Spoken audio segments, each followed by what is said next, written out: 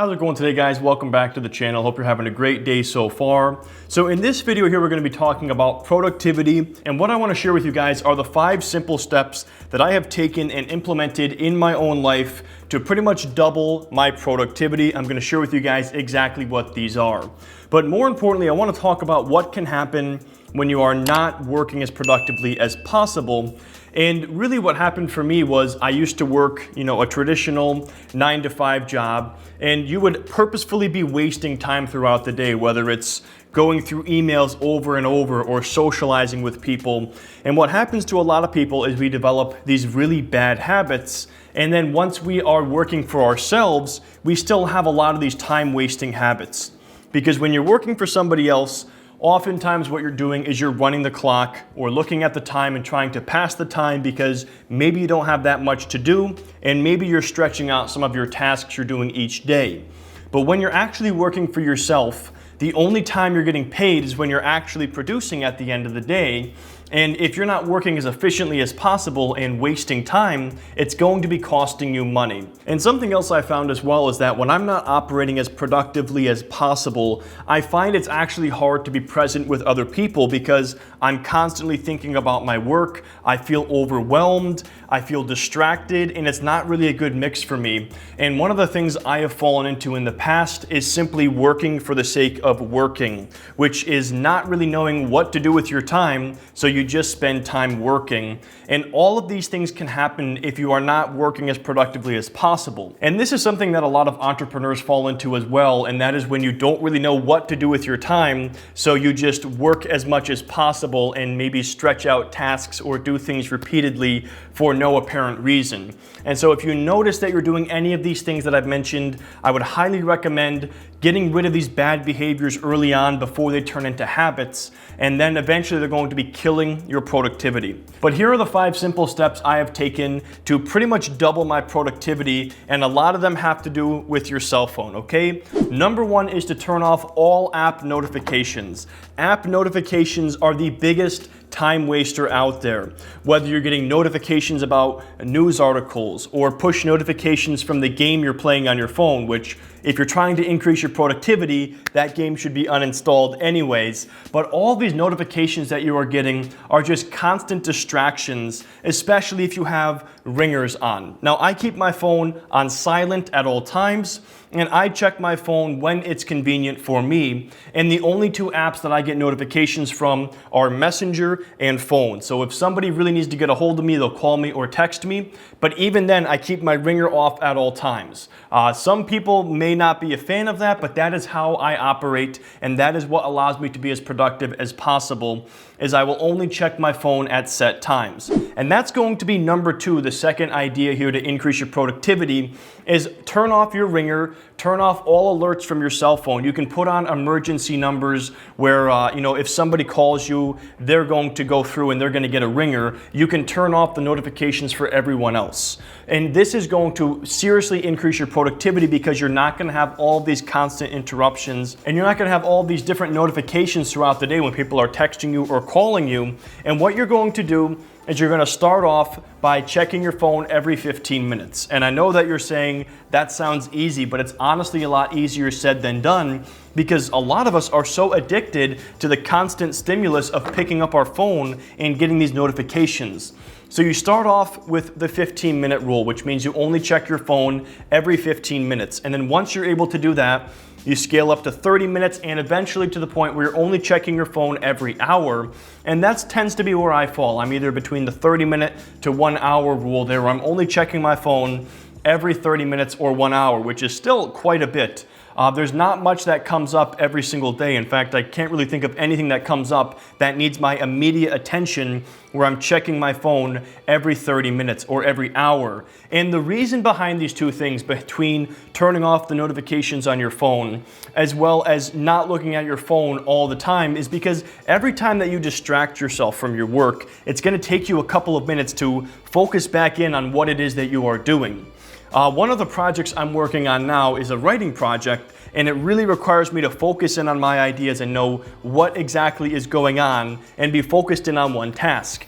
And I find that if I take a break from this, and go on my phone to look at text messages or whatever it is that's on my phone, when I come back to my writing, I have no idea where I left off, and I end up reading through the last 2 paragraphs just to remember where I was. So every single time that I distract myself and look at my phone, I have to take 3 to 5 minutes to figure out where I was and continue working. So if you're doing this multiple times a day, this could be a huge productivity killer for you. Okay, the third idea here or strategy I follow to boost productivity is to avoid the time vampires out there. And one of the main ones is these nonsense meetings or nonsense phone calls that go on throughout the day or throughout the week.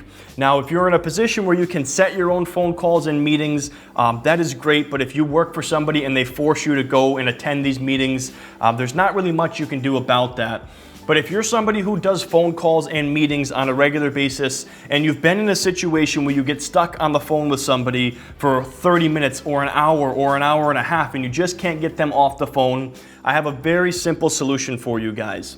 Before you get on the phone with somebody, you want to set a clear agenda about what it is that you're going to be talking about. And second of all, you want to set a clear timeline for how long you're going to be on the phone. And one of the easiest ways you can do this is to simply say to somebody, hey, I have another appointment at 2 o'clock, so I can talk to you from 1:30 to 2. And even though you don't really have an appointment, by the time 1:55 rolls around, you can start wrapping things up and getting that person off the phone. And I know that because you're watching this video, you're interested in being more productive with your time, but most people are not. Most people are looking to waste time. They're looking to pass the time, shoot the shit, if you will, whatever you want to call it. And if you're somebody who's trying to most efficiently use your time, this is going to be extremely annoying and detrimental to you being able to be more productive. So you have to have this strategy in place when dealing with these time vampires, jumping on the phone for these nonsense phone calls or having all of these useless meetings. And also another thing to add to this is determine whether or not a phone call even has to be made or a meeting has to be made. Maybe you don't even have to do a phone call. You can resolve this or discuss something over email. And maybe instead of meeting someone in person, you simply just have a phone call instead. Okay, strategy number 4 here for increasing your productivity has to do with this guy right here. And in particular, it is your email. This is another area where people are just killing their productivity because they are constantly checking their emails, in some cases just like their phones, every 5 or 10 minutes. And some people even have the dings on their computer when they get an email. And I'm just like, why are you constantly distracting yourself with all these new notifications and emails? I don't know why everybody believes that we have to be instantly connected and instantly respond to everything that comes our way. And something else that you'll find is when you aren't responding to text messages every 5 minutes and aren't responding to emails every 5 minutes, you're going to magically start getting less emails and less text messages from people because people are going to realize that you are not looking to waste your time. And maybe one of your friends is going to be texting you to shoot the shit, but when you're not responding to him immediately, he's going to get tired of that and find somebody else to bother. So by delaying responding to your messages and emails, you're going to find you're going to get a lot less of these nonsense messages in the first place. So you essentially want to take the same strategy we talked about here for your phone and apply that to your inbox. Start out by checking your email 3 times a day. Maybe it's 9 a.m., 12 p.m., and 3 p.m. And then eventually check it 2 times a day. And then eventually maybe you just check your email once a day in the morning and then you don't open it up again. And again, these are things that are easier said than done because what you may find is when you run out of things to do, you start searching for other tasks to do. I'm seriously a victim of this where whenever I don't have anything to do or I'm working on at that specific time, I'll start looking for something. I'll start looking for emails or text messages or going through my social media. And at a certain point, you have to realize this is just killing your productivity and you shouldn't just go digging for something else to do. You should lay out your tasks for that day, complete those tasks, and when you're done working. And again, obviously, if you're working for somebody else, you are stuck working their schedule. And if they want you to sit at your desk and look busy, that is totally up to them. And unfortunately, you have no power over that. But if you're working for yourself, these are seriously going to help you in terms of your productivity, and email is a huge killer. And then number 5, my 5th tip for productivity here is something that I call the 5-minute rule. Now, I didn't make this up myself. I've heard this from numerous different people, but it's a very simple concept. If something comes up throughout your day and it's going to take you less than 5 minutes to complete that task, you might as well just do it now. And this essentially eliminates procrastination.